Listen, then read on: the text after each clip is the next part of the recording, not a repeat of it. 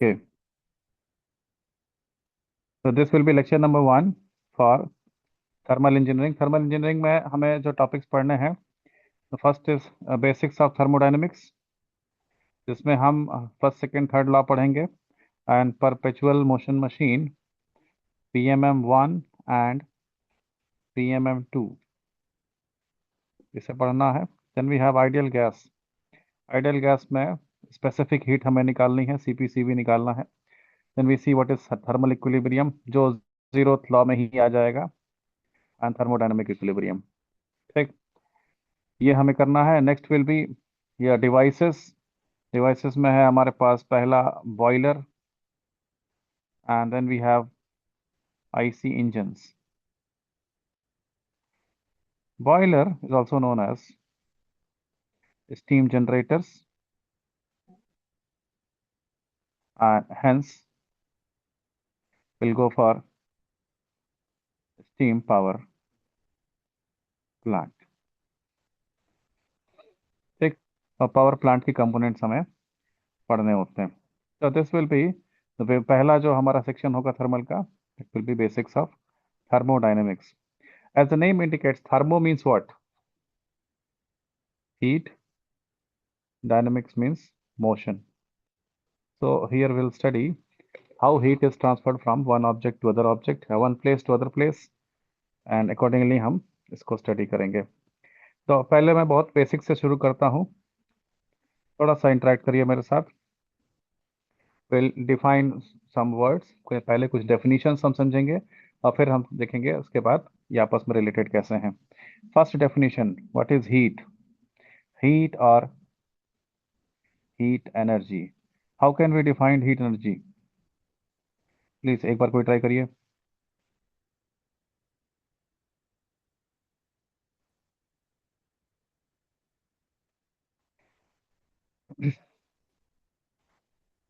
Heat energy, what is heat energy? चार option आपको दे दें, आप किस पे टिक करेंगे?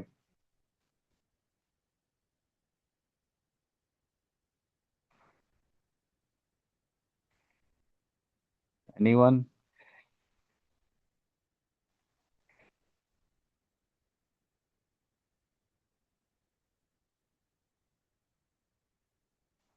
What is heat energy?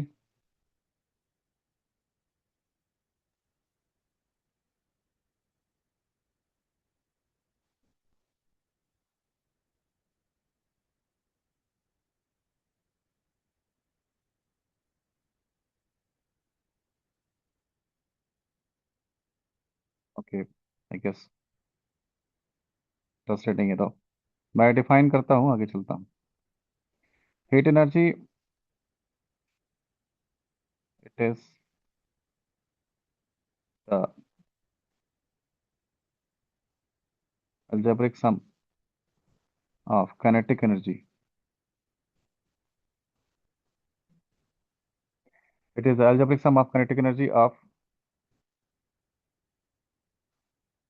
algebraic sum of kinetic energy of all molecules and atomic particles. जितने मॉलिक्यूल्स एटम्स हैं वो सॉलिड स्टेट में भी वाइब्रेशन में रहते हैं, उनकी सबकी काइनेटिक एनर्जी का सम ही हीट एनर्जी है. So heat energy is what? Kinetic energy. Kinetic energy formula is exactly same, always everywhere. It is 1/2 half mv square.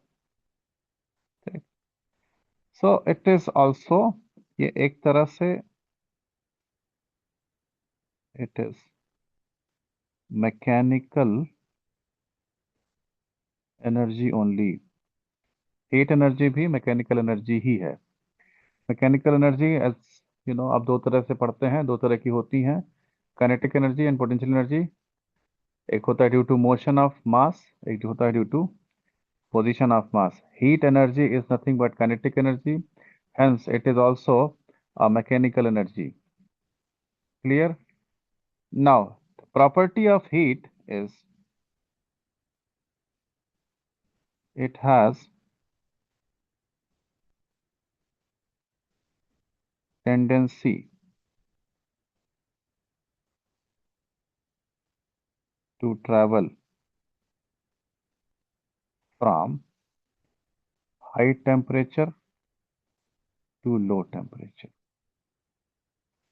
High temperature से लो टेम्परेचर की तरफ फ्लो करने की टेंडेंसी होती है हीट एनर्जी की। ठीक, अगेन यहीं से हमें दूसरा पॉइंट मिलता है, what is temperature, and it can be defined as the degree of hotness or coldness is called temperature. SI unit is Kelvin. Other units, commonly it is degree Celsius or degree Fahrenheit, etc. ठीक, यह represent क्या करता है temperature? It represent the density of heat. तो density जहां ज्यादा होगी वहां पे टेम्परेचर ज्यादा होगा। That means same heat distributed in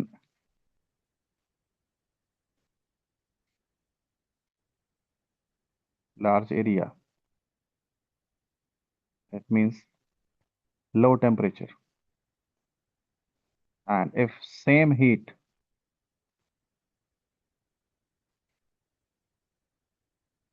distributed in a small space, means high temperature.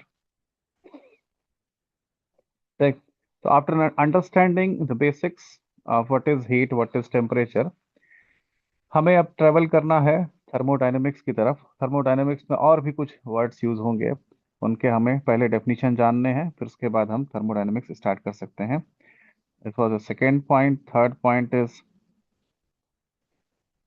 system.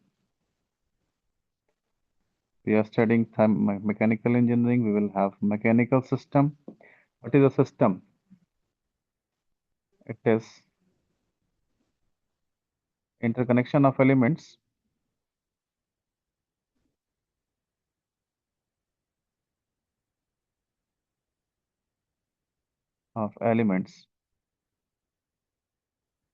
where directed energy flow is present.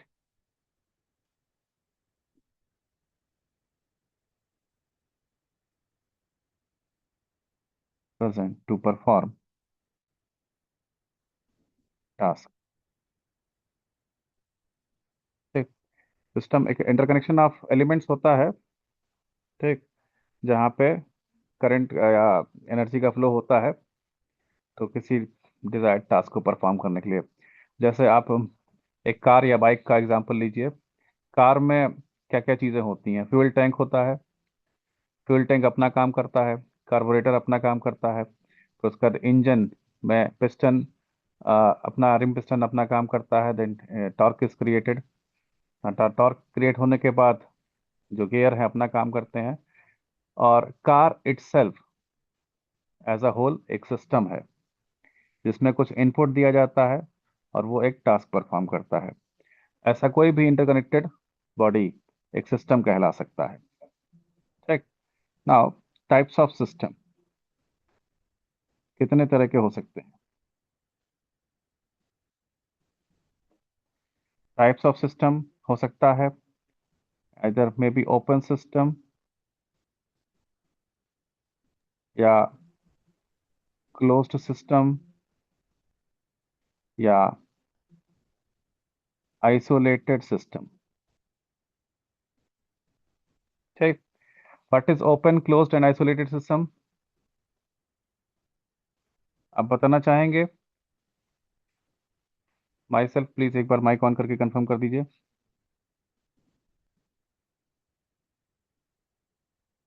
SP traveller,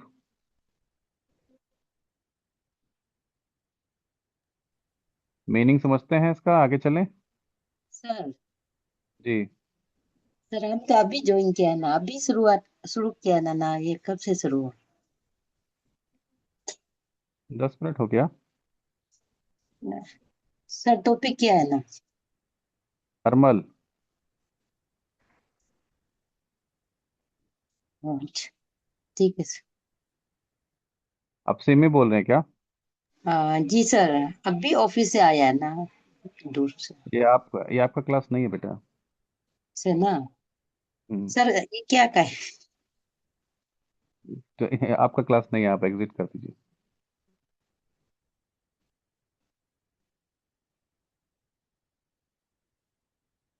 my self please.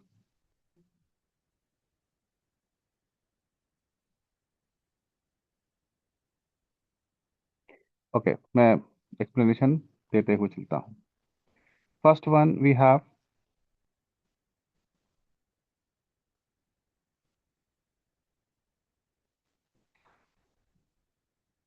Okay thank you, open system.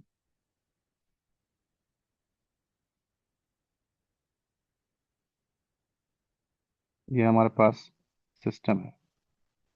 आप चाहें तो इसमें कुछ डाल भी सकते हैं या कुछ निकाल भी सकते हैं। ठीक। ओपन सिस्टम ऐसा सिस्टम होता है, the system where both mass and energy can be added or removed। ठीक, जहां से मास और एनर्जी दोनों एक्सचेंज हो सकते हैं, उसको हम ओपन सिस्टम कहते हैं। Then we have closed system. Closed system is what? Only energy, it will be surrounded by wall।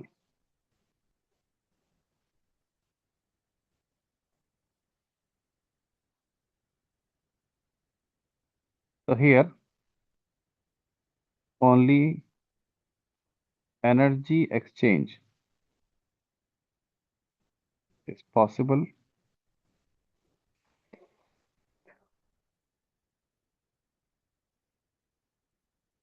adding or removing mass is not possible। Mass को ऐड सेपरेट करना पॉसिबल नहीं है, only energy exchanges possible. Third one is isolated system.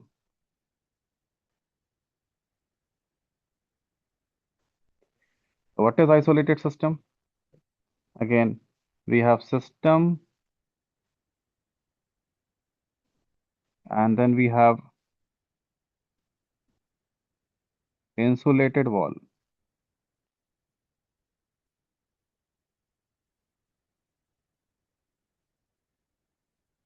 one line we can say where both mass and energy exchange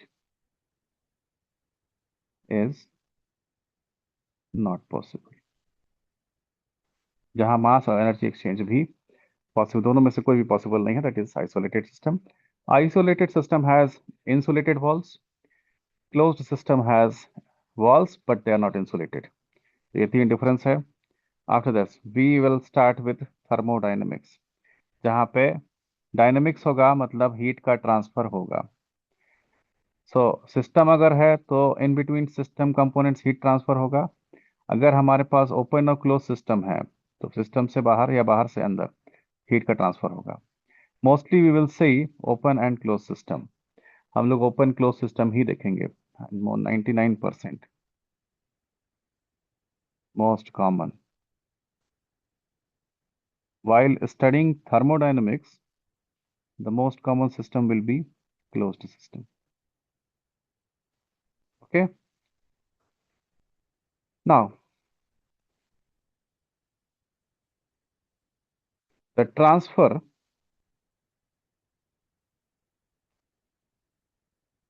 of heat between two or more components. Heat का transfer किसी भी दो तीन चार components के बीच में अगर होता है, इट्स स्टडी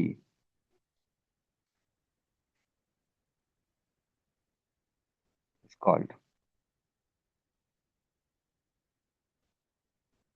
थर्मोडायनामिक्स। इसको हम थर्मोडायनामिक्स कहते हैं। Now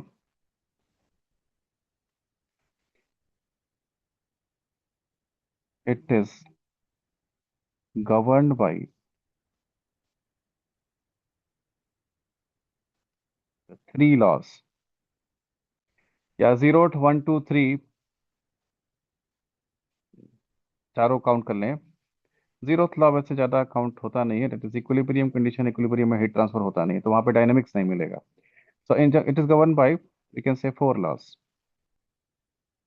that is 0th, first, second and third law of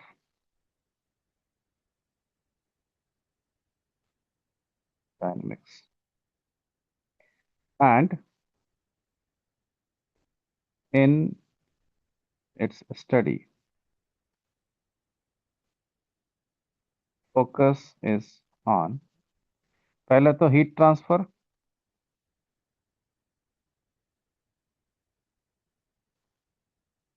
and then work done. जब भी एनर्जी का ट्रांसफर होता है, वर्क भी इन्वॉल्व होता है उसमें। And third one is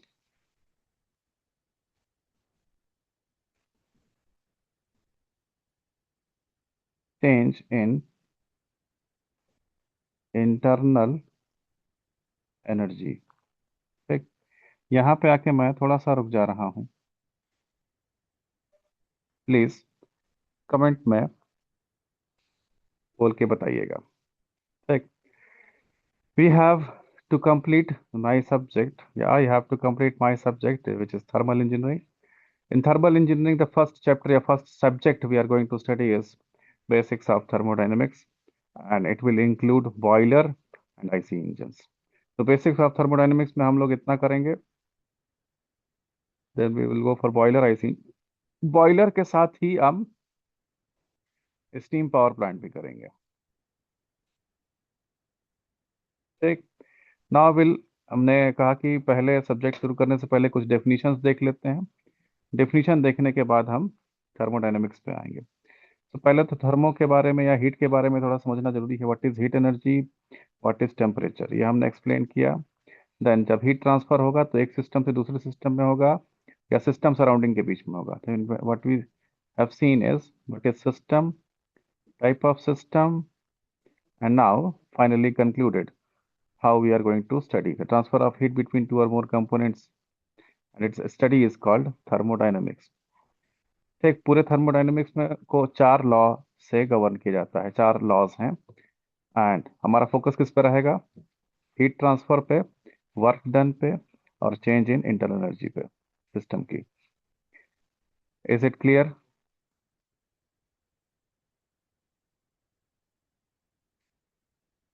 please respond करिए। Okay, thank you. नाउ शुरू करेंगे हम लोग।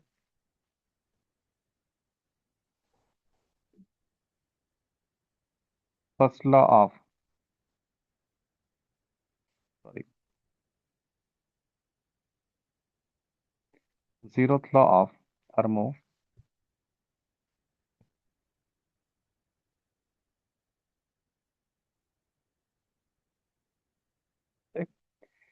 एंड सी, इसको जीरोथ लॉ क्यों कहा जाता है, फर्स्ट लॉ क्यों नहीं कहा जाता है? तो जीरोथ लॉ ऑफ थर्मोडायनेमिक्स को हम कहते हैं also known as law of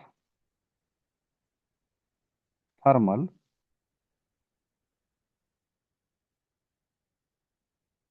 equilibrium. इसको लॉ ऑफ थर्मल इक्विलिब्रियम भी कह सकते हैं।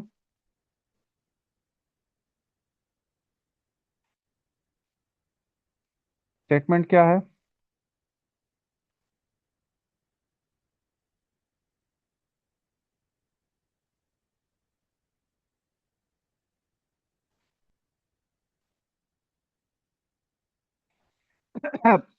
जनरली भी डिफाइन कर सकते हैं, और विथ एग्जांपल भी डिफाइन कर सकते हैं। Zero law of thermodynamics says that if there are three systems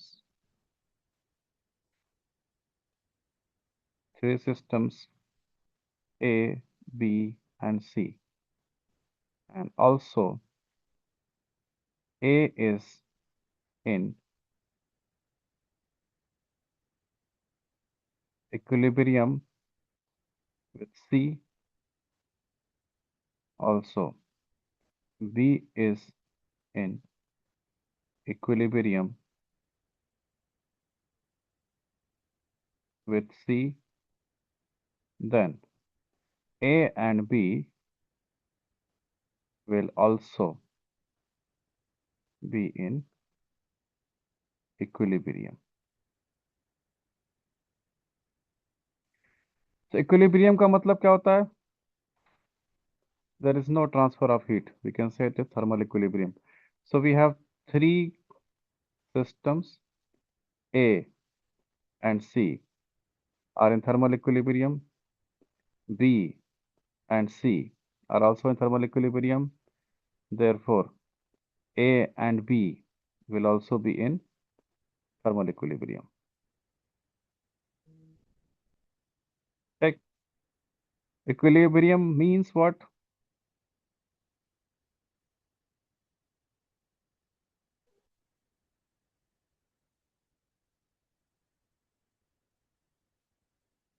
Means there is no exchange of heat between them if they come in contact. ठीक। इक्विलिब्रियम का मतलब क्या है कि अगर दोनों सिस्टम को कांटेक्ट में भी लेकर के आए तो भी हीट एक्सचेंज नहीं होगा। ठीक। ऐसा कब पॉसिबल है? एक ऑब्जेक्ट से दूसरे ऑब्जेक्ट पे हीट ट्रांसफर कब नहीं होगा? हीट ट्रांसफर होता किन के बीच में है? हाई टेम्परेचर से लो टेम्परेचर। अगर ट्रांसफर नहीं हो रहा है तो इसका मतलब दोनों का टेम्परेचर सेम है। तो thermal equilibrium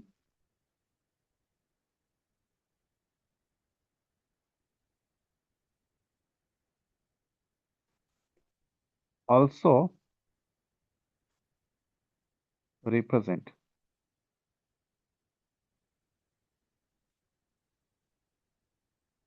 same temperature। Thermal equilibrium equilibrium में होने का मतलब क्या है कि दोनों का टेम्परेचर सेम है।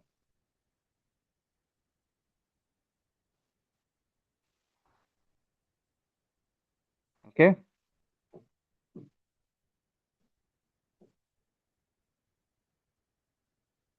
अब ठीक, चलिए। अब ये पहला लॉ है, लेकिन इसको फर्स्ट लॉ नहीं कहा जाता है। It is law of temperature और लॉ ऑफ इक्विलिब्रियम। हमें पढ़ना है डायनेमिक्स। जब हीट ट्रांसफर होगा तो क्या होगा? ये लॉ बता रहा है कि हीट ट्रांसफर कब नहीं होगा। तो ये डायनेमिक्स के बारे में नहीं बता रहा है, ये स्टैटिक्स के बारे में बता रहा है। एनी हाउ, मोशन कब नहीं होगा ये तो बता रहे हैं, इसलिए इसको डायनेमिक्स का फर्स्ट लॉ नहीं, इसको थर्मोडायनेमिक्स का जीरोथ लॉ कहते हैं। It is not the first law.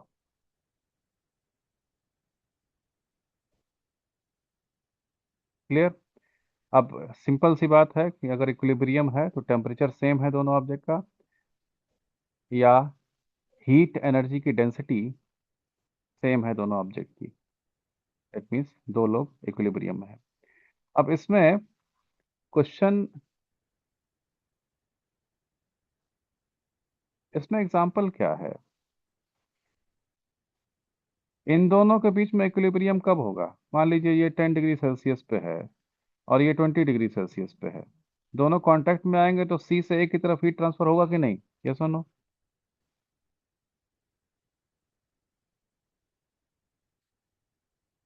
Heat transfer हो रहा है, इसका मतलब?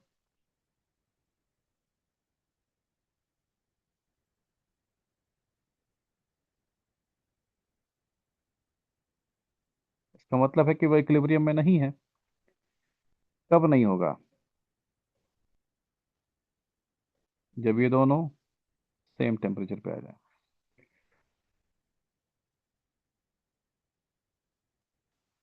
देखिए, कभी कभी ऐसे चीजें आती हैं आपके सामने जिसको आप बाद में समझ पाते हैं, लेकिन क्योंकि लिखा जा चुका है, पढ़ा जा चुका है, तो हम इसके नाम नहीं रखते। अच्छा, थोड़ा सा अगर आप मुझसे बात कर सकें।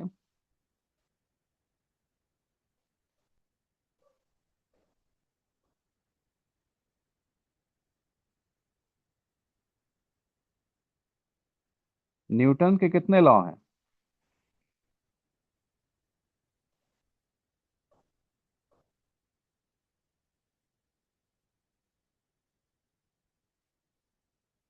कोई माइक ऑन कर सकता है क्या?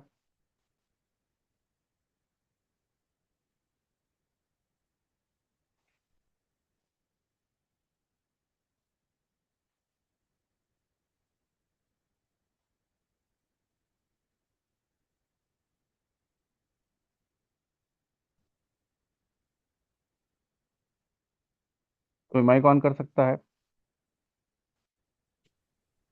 3 laws. 3 लॉ हैं। फर्स्ट लॉ क्या है? Law of inertia.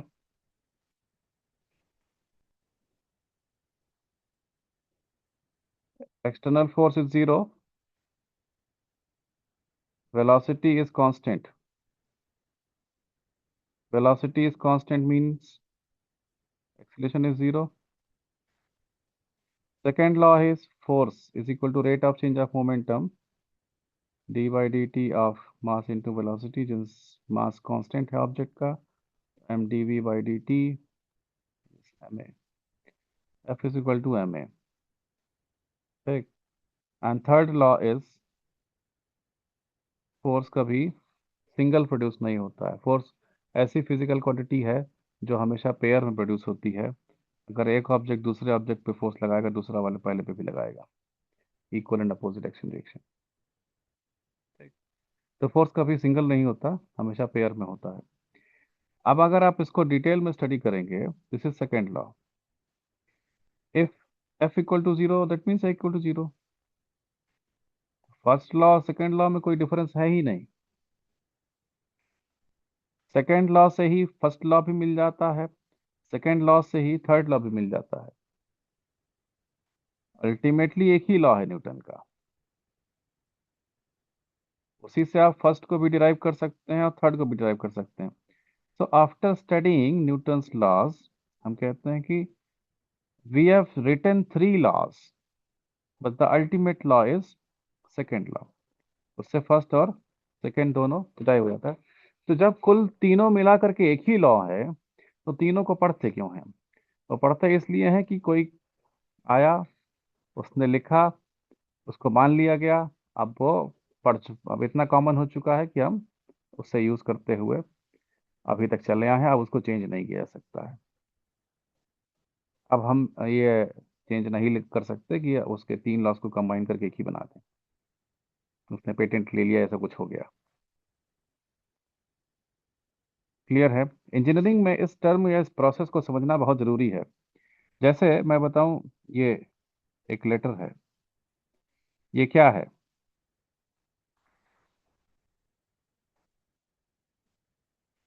थोड़ा सा बात करिए बेटा मेरे से। ये क्या है?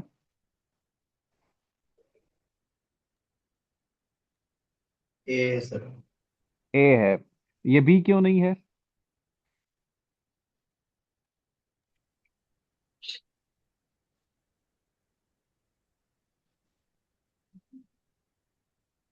या अगर मैं इस तरह से बी लिखूं और इस तरह से ए लिखूं तो क्या मेरी बात आप समझ पाएंगे?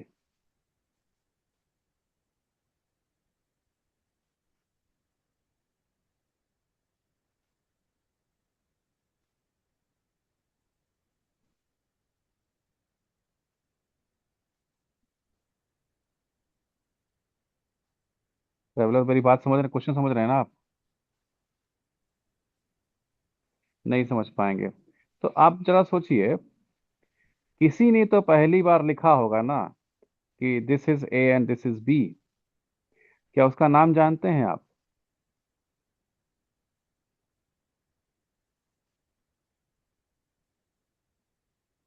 किसी ने तो बताया होगा कि ये ए है कि ये बी है।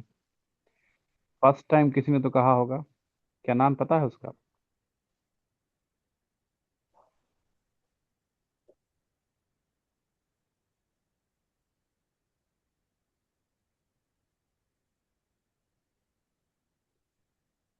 किसी को नहीं पता होगा, लेकिन यूज करते करते इतना कॉमन हो चुका है कि अब नहीं चेंज हो सकता है। ठीक इसी तरह से जो लॉज हैं हमारे सिस्टम में लिखे हुए इंजीनियरिंग में, वो बहुत ज़्यादा सिग्निफिकेंट ना होने के बाद भी कभी कभी इतने पॉपुलर हो चुके हैं कि उन्हें चेंज नहीं किया जा सकता, उन्हें पढ़ना ही पड़ता है। ठीक। तो ये हॉटनेस और कोल्डनेस डिफाइन करता है आपका जीरोथ लॉ ऑफ थर्मोडायनेमिक्स। ठीक। क्योंकि till the subject is in equilibrium heat transfer होगा ही नहीं, तो उसमें हीट की डायनेमिक्स इन्वॉल्व ही नहीं होगी। इसलिए इसको अलग ही कैटेगरी में डाल दिया और बोल दिया कि ये जीरोथ लॉ ऑफ थर्मोडायनेमिक्स है। Sounds very inappropriate. The first law is zeroth law. Why not first law is first law?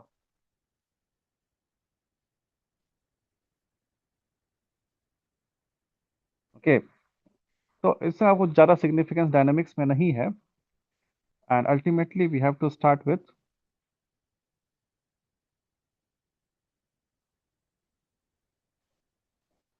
First law of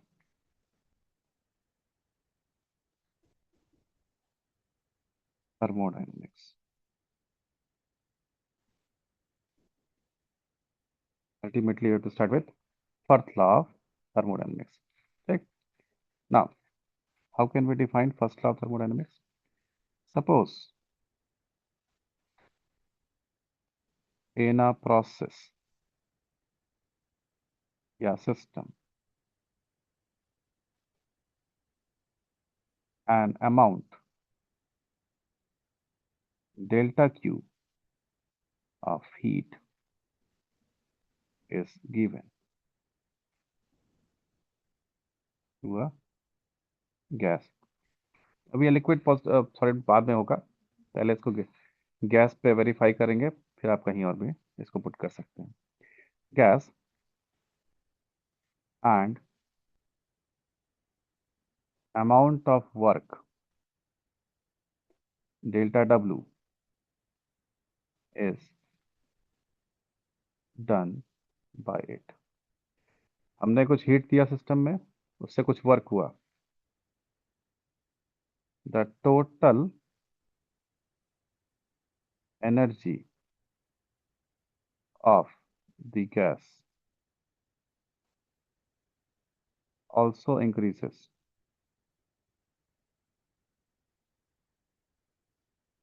by delta U. Then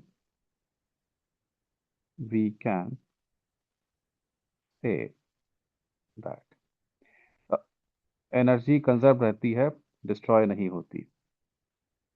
The amount of energy you provided will be either increase the internal energy or will be responsible for work done.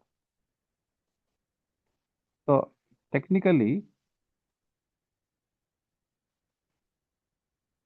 या पहले इसको लिख लीजिए, energy provided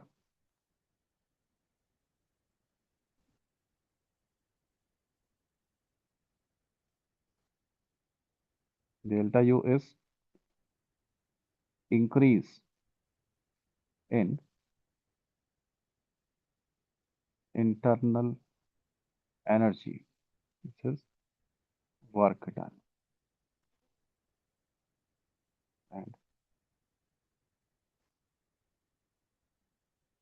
technically, it is known as law of conservation of energy.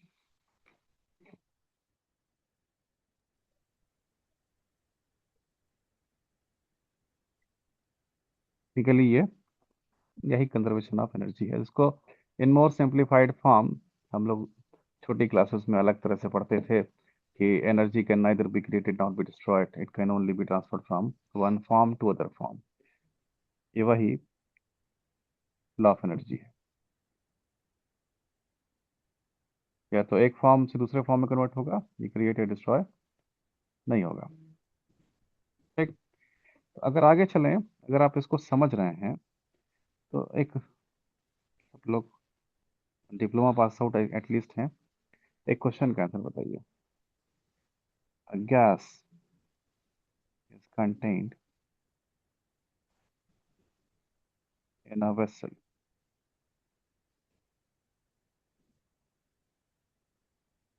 fitted with a movable piston. And the container is placed on a hot stove. A total of 100 calorie. A total of 100 calorie of heat is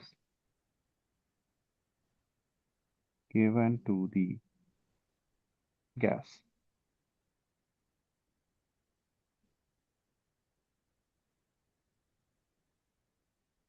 Does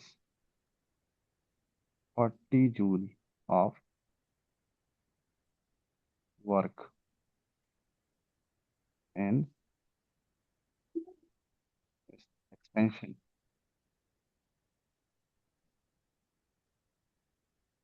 resulting from heating.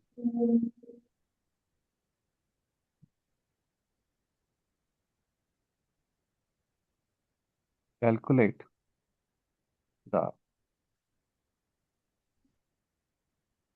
increase in internal energy of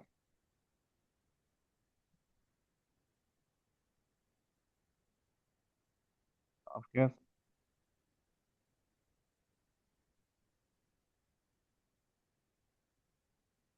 एक vessel है हमारे पास,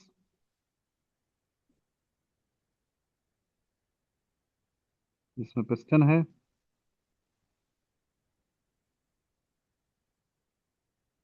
इसके अंदर gas.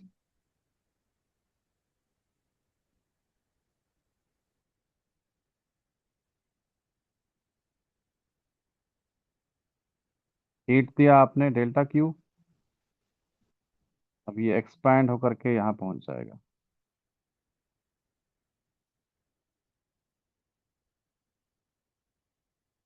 Expand होगा मतलब work भी हुआ है। You have to calculate change in internal energy.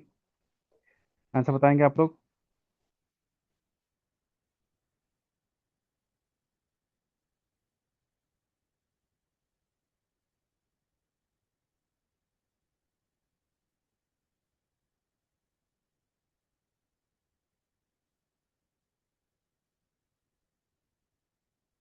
Answer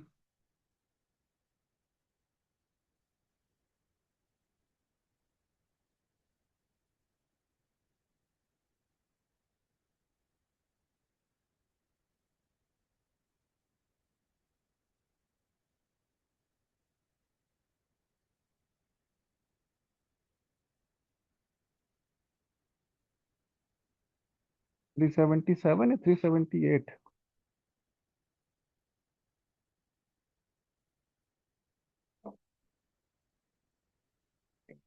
अगर we take the rough calculation, 100 calorie means 418 joule, 4.18 हम लेते हैं. So delta Q is 418 joule. Delta W work done is 40 joule. Therefore, delta Q is equal to delta U plus W work done. That is 418 is equal to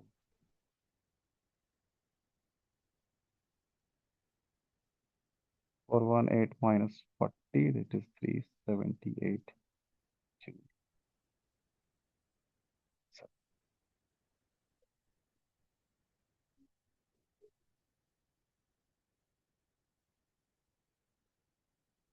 ठीक.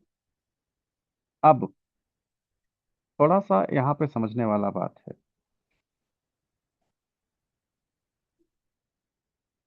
Delta Q heat transfer, क्या इसका measurement किया जा सकता है? हाँ या ना? किया जा सकता है. Will be calculate MC delta T.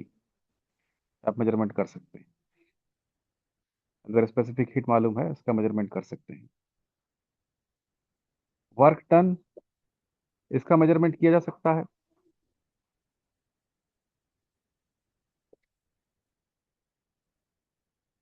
किया जा सकता है. इसका मेजरमेंट बस नहीं हो सकता.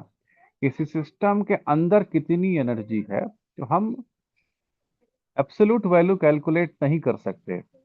अगर आप कोशिश करें तो चेंज कैलकुलेट कर सकते हैं. ठीक, वो भी कब? जब दोनों पहले से पता हो आपको. जब आपको पता हो कि हीट एनर्जी कितनी है और वर्क डन कितना है, तब आप इंटरनल एनर्जी का चेंज कैलकुलेट कर सकते हैं. तो अब इसके पीछे जाने के लिए अगर हम हीट इंजन की तरफ जाते हैं तो we will focus on this and we will focus on this, work done. We have to define एक एक करके दोनों. Work done by a gas. थोड़ा सा एक चीज और मुझे बता दीजिए. ये स्पेसिफिक हीट सीपी सीवी ये सब कराना है? अगर आप लोग जानते हैं पहले से तो मैं स्किप करके आगे चला जाऊं. करा दीजिए सर। करा देते हैं. Work done by a gas, हमें पहले वर्क डन निकालना है, उसके बाद हम धीरे धीरे आगे बढ़ेंगे. Work done by a gas, what is work done? We define work done. कोई डिफाइन करेगा?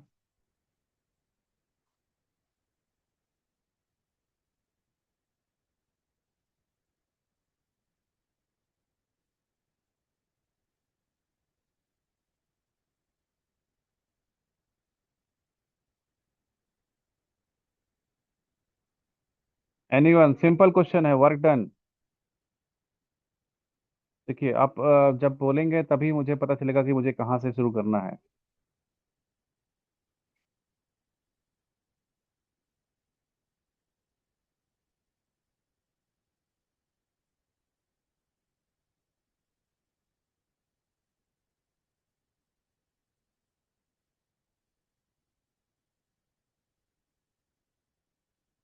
ये आपका सीधा एमसीक्यू है और 90% लोग गलत आंसर पे टिक मार के आते हैं.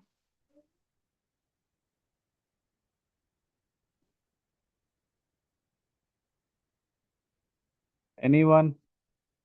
प्लीज एक लाइन बोल दीजिए.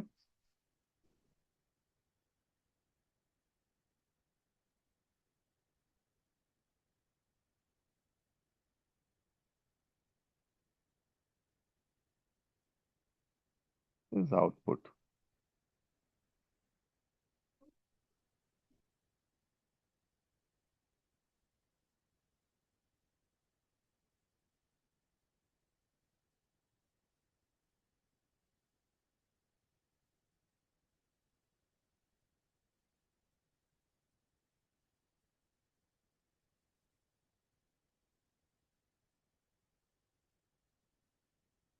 मैंने स्टार्टिंग में no no no no no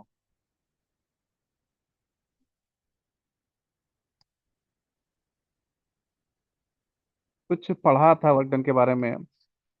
work is said to be done when force is applied on a object and it is displaced from one place to other place. Work की ये definition पढ़ी थी आपने.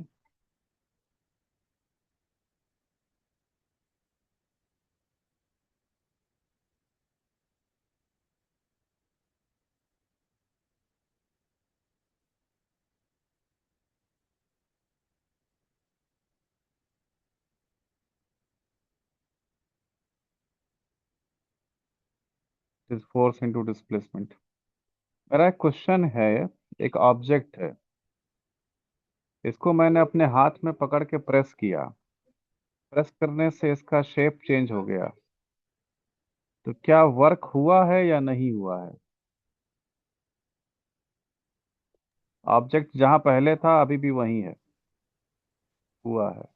हुआ. That definition is incomplete.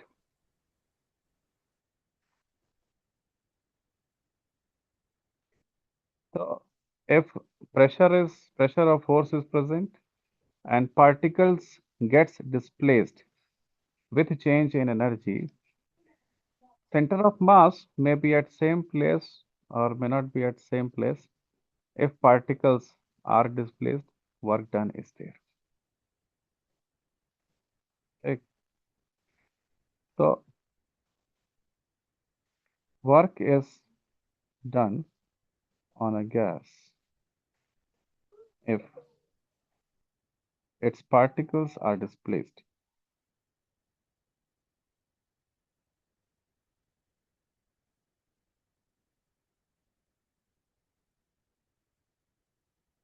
Work is done by on a gas if its particles are displaced and also center of mass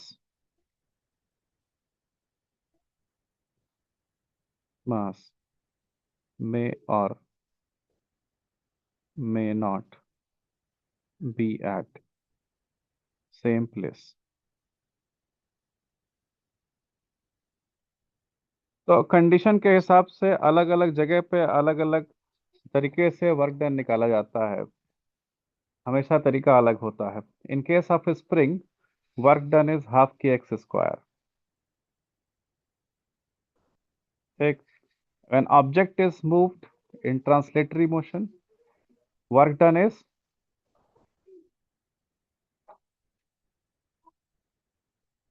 force into displacement. वही एक पत्थर कोई चीज लेके घुमाने लगी है, उसका सेंटर ऑफ मास एक्सिस अभी भी वही है. Now, in this case, work done will be calculated as half I omega square, which will be equal to change in kinetic energy. ठीक. तो मास एनर्जी इक्विवेलेंस से हम वर्क डन अलग अलग जगह पे अलग अलग तरीके से निकालते हैं. ठीक. In case of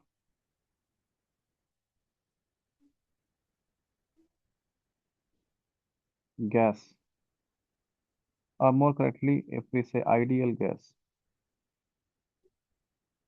work done या कोई भी गैस हो, फॉर्मूला सेम रहेगा. Work done W is nothing but integral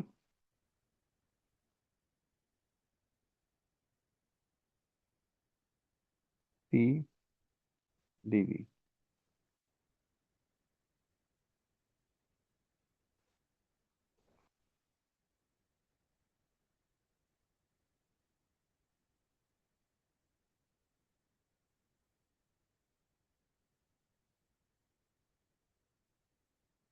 clear है?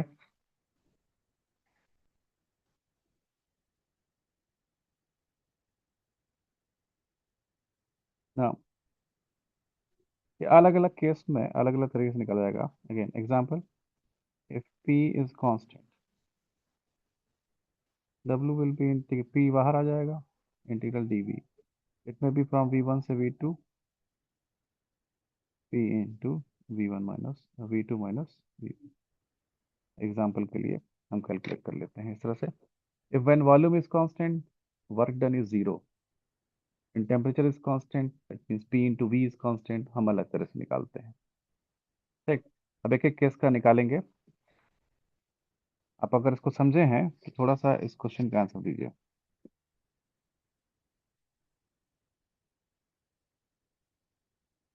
Calculate the work done by a gas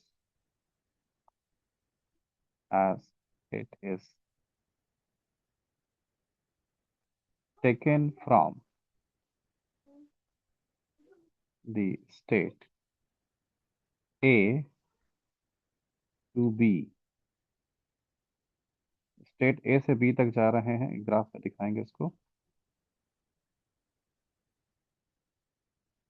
to C and C to A as shown in figure।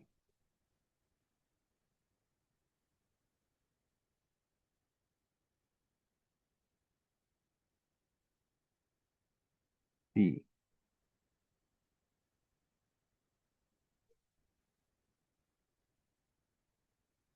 V pressure volume, points are A, B, C। हम जाते हैं A से B तक, B से C तक और C से A तक।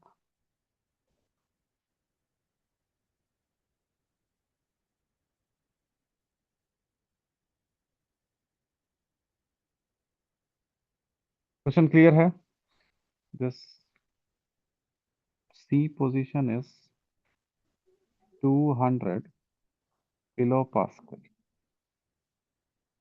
A position is 120 kilopascal, A position is 200 cc, B position is 450 cc।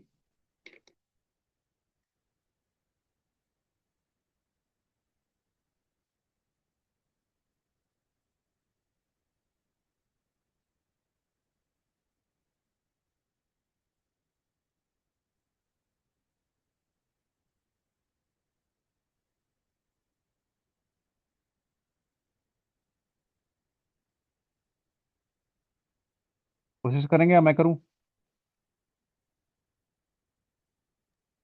Try करके देखो। आंसर बताइए।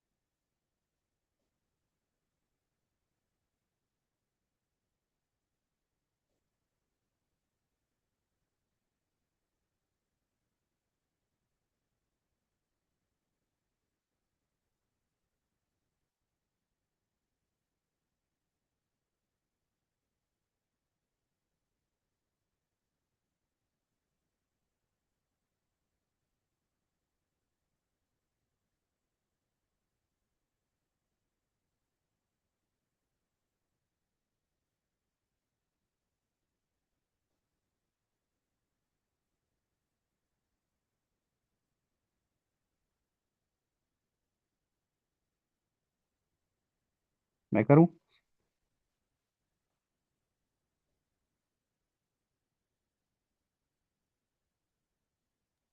फर्स्ट ऑफ ऑल, जो लोग आगे sir. Work done between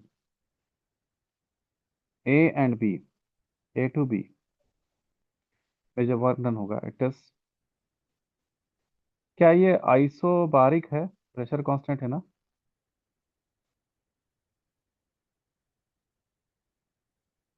work done A to B is 120 kilopascal into 450 minus 220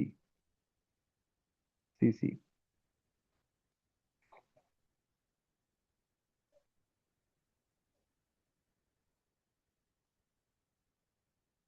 Pascal is SI unit of pressure. 120 into 10 to the power 3. This is 250 minus 220 is 250 cubic centimeter. Cubic centimeter is how much? 10 to the power minus 6. 220 होगा या 200 होगा sir? जी 220 होगा, 200 है ना, 220 है sir? Sir ये 200 है. 450 minus 200 is 250. So WAB will be how much? Multiply करिए इसको, 2 0 cancel, 5 6 10 50.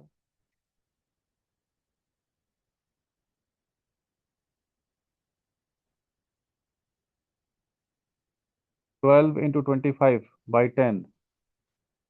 25 into 1.2 is 30.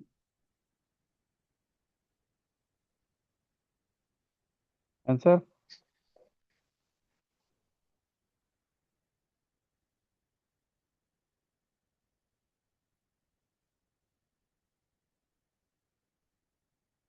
Okay.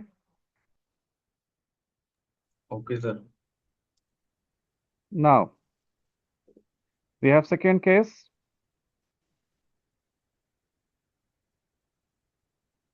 Work done from D to C. D to C volume constant है क्या? हाँ सर, कांस्टेंट है। Since volume is constant,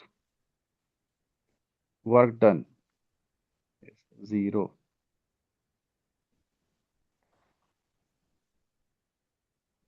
calculator allow नहीं होगा बेटा, calculator allow नहीं होता है, लेकिन न्यूमेरिकल आते हैं और इस सेंस पे आते हैं कि अप्रोक्सीमेट आंसर आप गेस कर सकते हैं. अगर किसी न्यूमेरिकल का आंसर 0.12 आ रहा है और ऑप्शन में आप 0.12 एंड 1.2 12 120 अगर ऐसा है तो कैलकुलेशन दिया जा सकता है. कैलकुलेटर नहीं रहेगा ऐसा नहीं है, मतलब कैलकुलेटर तो नहीं रहेगा लेकिन कैलकुलेशन नहीं रहेगा ऐसा नहीं होता है. अगर कैलकुलेटर अलाउड नहीं है तो मैक्सिमम ये कर सकते हैं कि 0.1 ये ऑप्शन नहीं देंगे आपको. तो सर ऑप्शन दो 10 टू द पावर 6 जो माइनस में है उसको कैसे कैलकुलेट करेगा? 10 to the power minus 6 means 1 upon 10 to the power 6.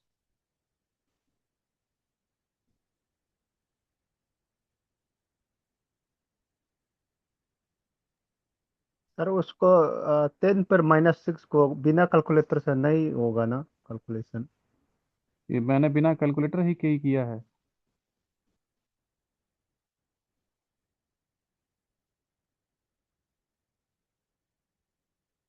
कैसे? देखिए थोड़ा सा सिंप्लीफाई करिए, इतना न्यूमेरिकल रह सकता है. इस 120 को जो हमने 12 कर दिया इंटू 25, दोनों जगह से 0 हटा करके यहाँ पे रख सकते हैं क्या? 6 minus 5 -6 + 5 12 into 25 into 10 to the power -1। अब कहीं पे भी लग जाए 2.5 into 12 is 30। 12 2 जा 24 और फिर 0.5 24 + 6 30। इसके लिए कैलकुलेटर नहीं चाहिए।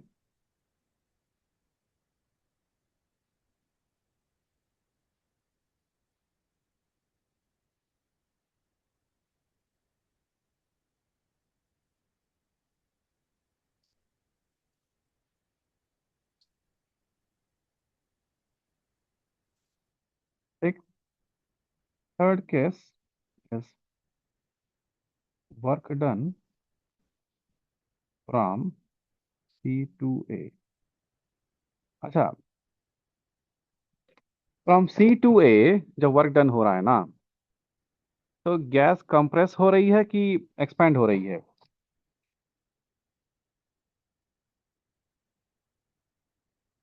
एक्सपैंड हो रहा है सर। हाँ, C to A sir compress हो रहा हाई वॉल्यूम से लो वॉल्यूम तक जा रहे हैं ना आप। Compression, compression hmm. Means work done negative. Okay. है। ठीक। अब देखिए A to B जब आपने वर्क डन निकाला था,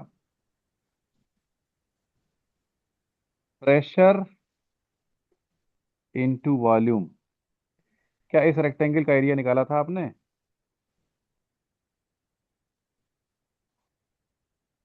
WAB यही है ना?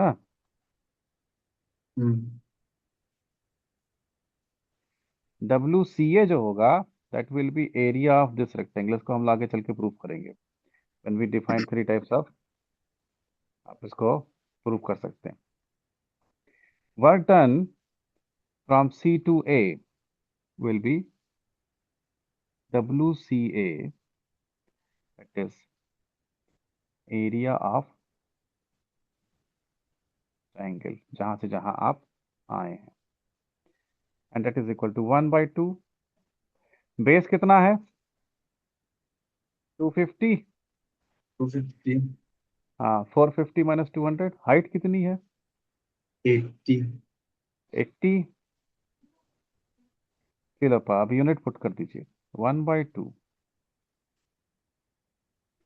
Into 250 into 10 to the power 3 into 80 10 to the power -6।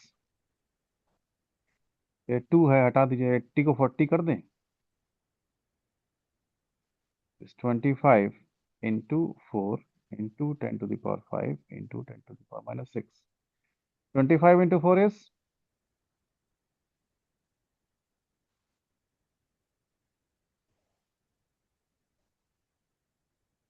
100 100 angle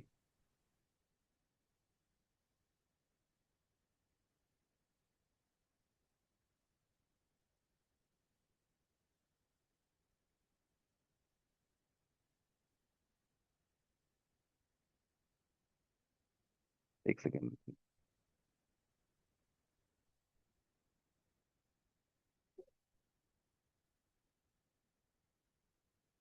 P delta V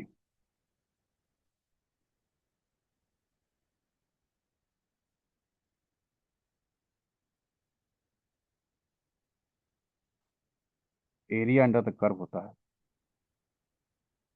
plus this area also. इसको आप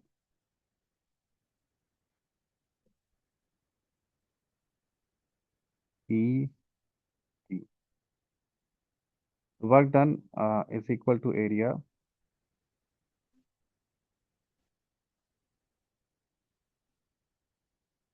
CAED, ये टोटल एरिया होगा।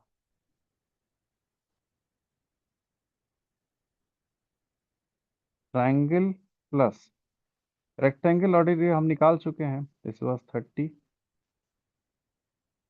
30 प्लस 30 प्लस 30।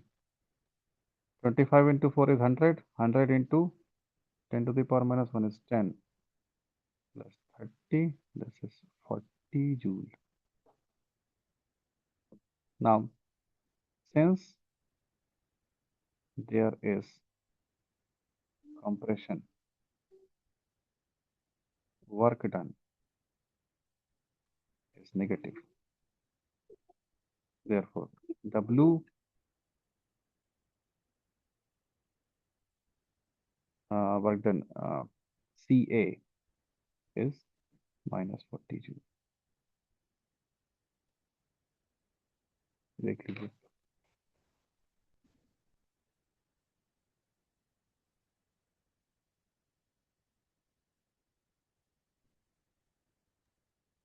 सर ये 30 जो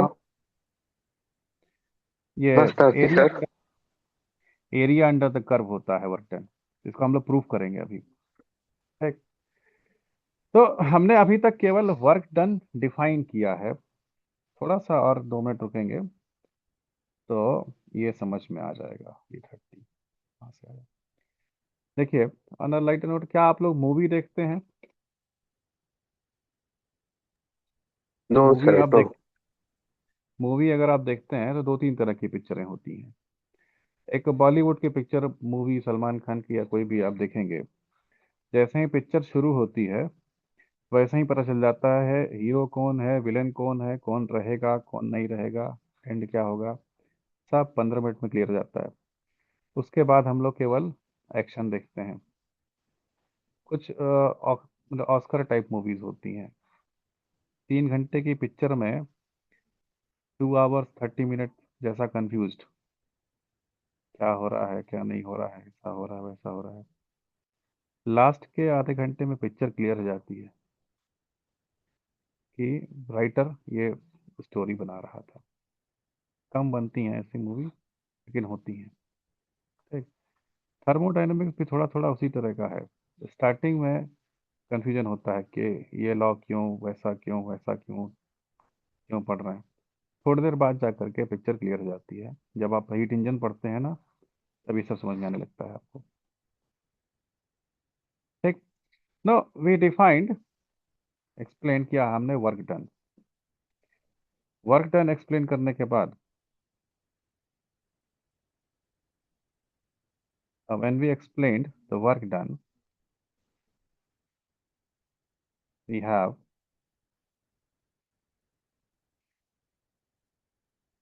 नोट करके लिख सकते हैं, from this much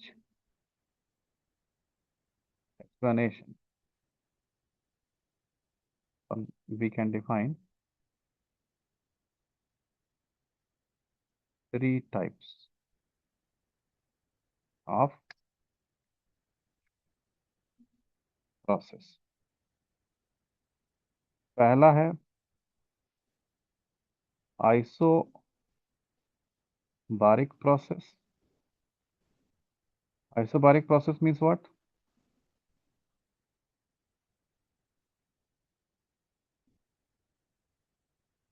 Pressure is constant.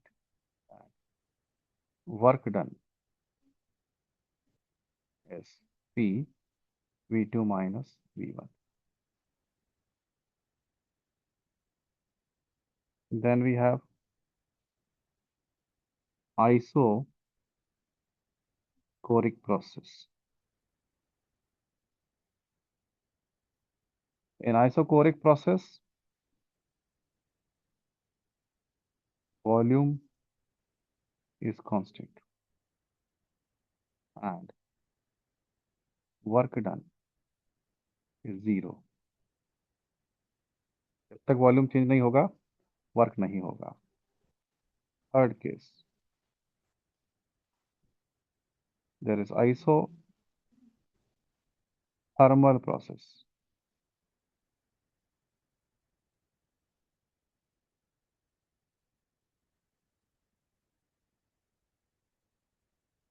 Isothermal process means what? Temperature is constant.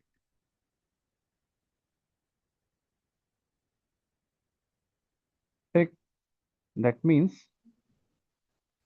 temperature is constant, and we know that from ideal gas equation P into V is nRT.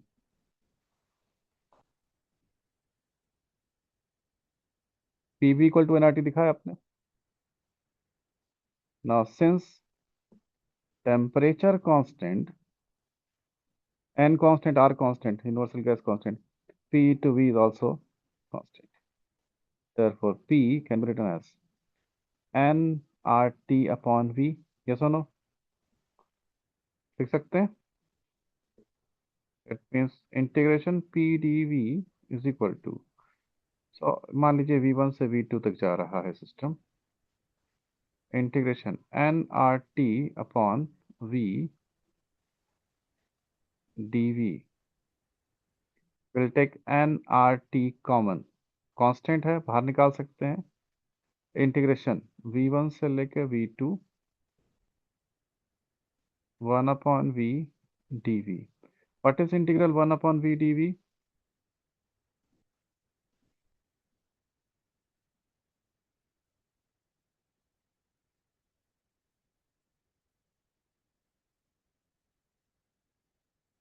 बताइए.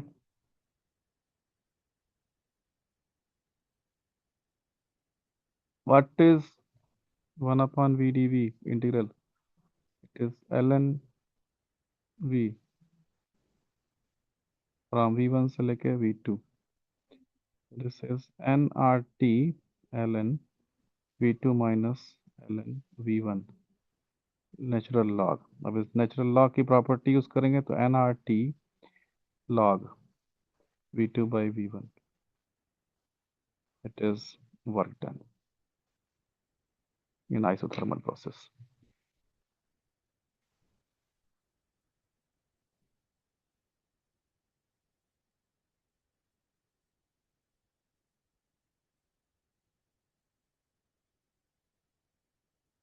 Clear है?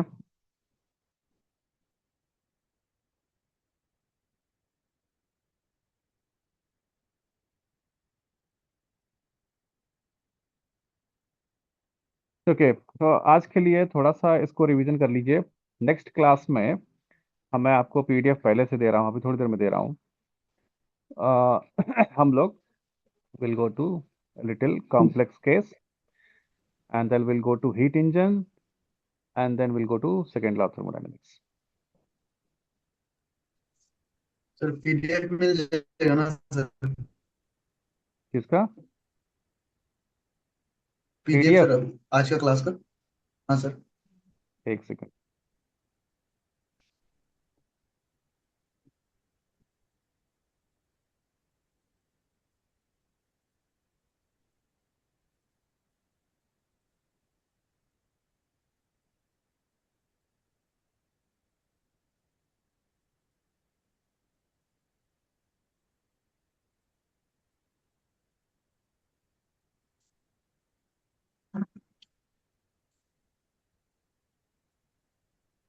Print out करेंगे क्या इसका आप लोग?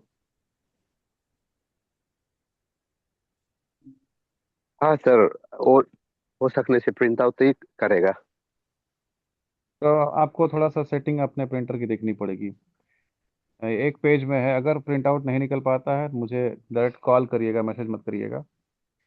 मैं printable format बना के दे दूंगा अगर आप इसको प्रिंट नहीं कर पा रहे हैं. प्रिंटर में आपको थोड़ा ठीक सर. सेटिंग चेंज करना पड़ेगा. नहीं कर पाएंगे तो मुझे बताइएगा, मैं प्रिंटेबल फॉर्मेट दे दूंगा. सर ये पूरा कवर करने का बाद एमसीक्यू बना देगा ना, तो फिर वैसे बनाएगा. एमसीक्यू अभी कुछ दिन में मिल जाएगा, कल परसों में आपको. तो मेरे पास समय ही नहीं है. जी सर. आप यकीन मानिए मत मानिए, मैं इसको बोल नहीं रहा हूँ.